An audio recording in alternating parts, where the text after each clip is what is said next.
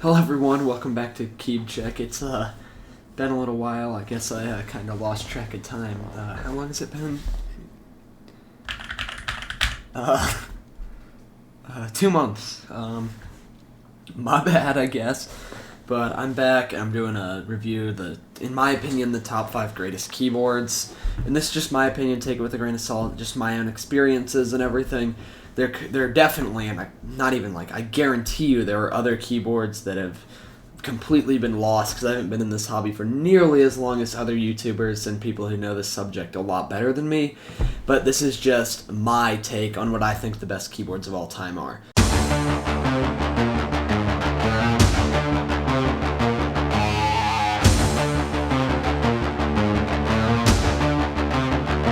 So starting off at my number 5 spot, I'm going to go with the Portico.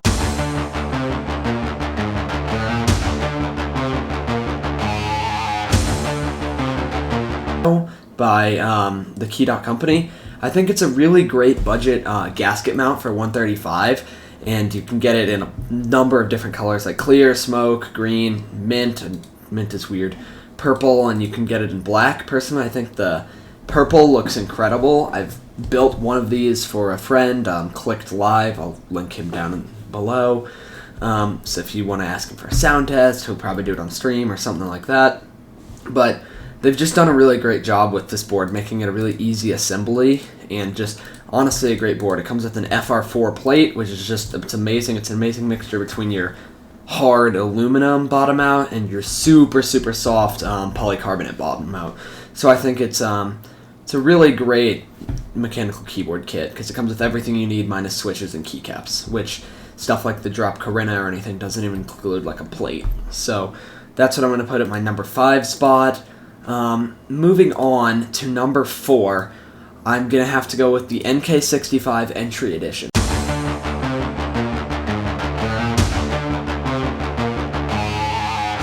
It's a $95 board. It's a modified top mount, so it's not full harsh top mount, but it's not like any kind of gasket mount. So it's modified, so the plate screws into the case, the PCB screws into the plate screws into the bottom case. So it's more than just PCB into plate and then plate clips in or whatever. It's a hot swap. Oh yeah, Portico's hot swap as well. But it's hot swap, it's VIA compatible, which is really nice because personally I don't think QMK is the best. I think VIA is amazing. It's super user friendly. It's polycarbonate case, so you can get like nice like RGB shine through if you decide to go for like a strip on the inside. Comes with novel keys, plate mount stabilizers, which are okay if you get this board. I would recommend investing $15 in some Duroc V2s, because sadly I do not believe this supports screw and stabs. I'd highly recommend adding some of that, but it's 5-pin hot swap. Honestly great. It also comes with a silicone dampening pad, so that's amazing, and it comes in a bunch of different colors, so that's going to take it for number 4 for me. Number 3, I'm going to go with the TGR Jane.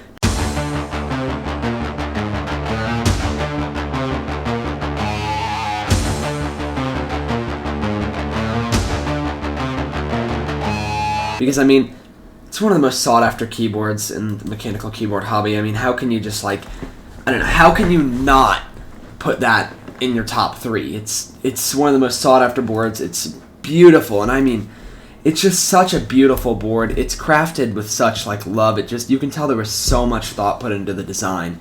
It's just beautiful. And it's so hard to buy. They only made like 100 or something of them. There's not many of these.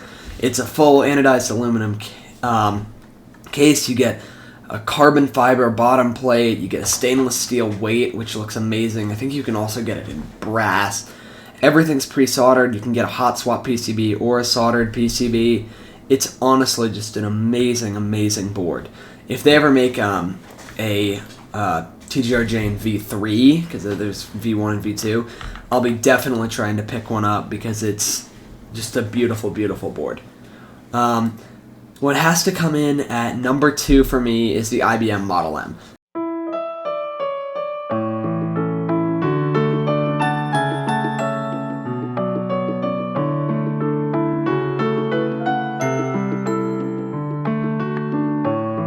It's such a classic keyboard, and it's so old at this point, but the the design of it still holds up. They've got nice buckling springs. It still feels crisp to type on to this day.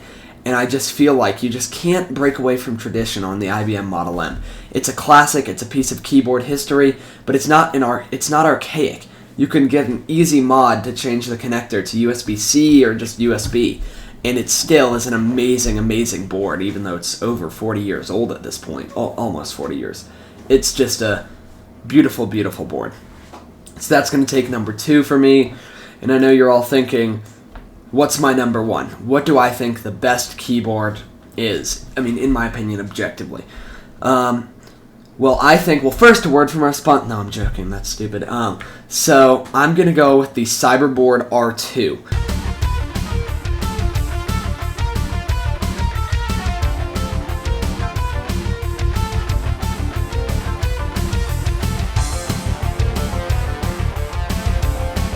It's an amazingly beautiful board.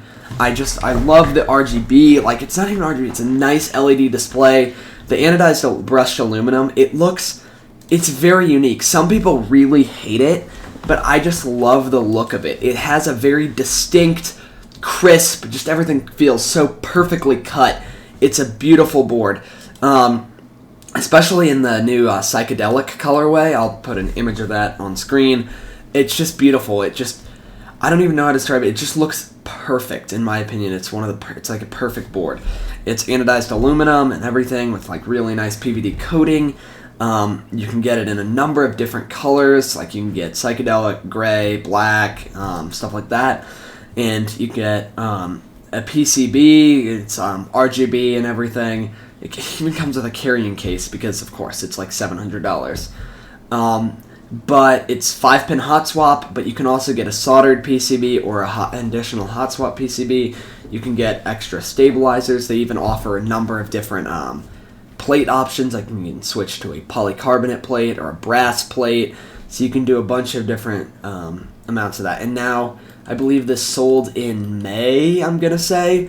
And so now it's incredibly hard to find. So that's just a very difficult board to find now. But I'm going to say it's my favorite board of all time. If anybody has any boards they think I forgot about, please leave them down in the description. I would really love to know, and so I can give those a shot, just review them. If anybody has any video ideas or anything, you can leave those in the description. Yeah, thanks everybody. I'll see you. I'm not going to say next week because I might screw up, but I'm going to try to put out a new video as soon as possible. Thanks everybody.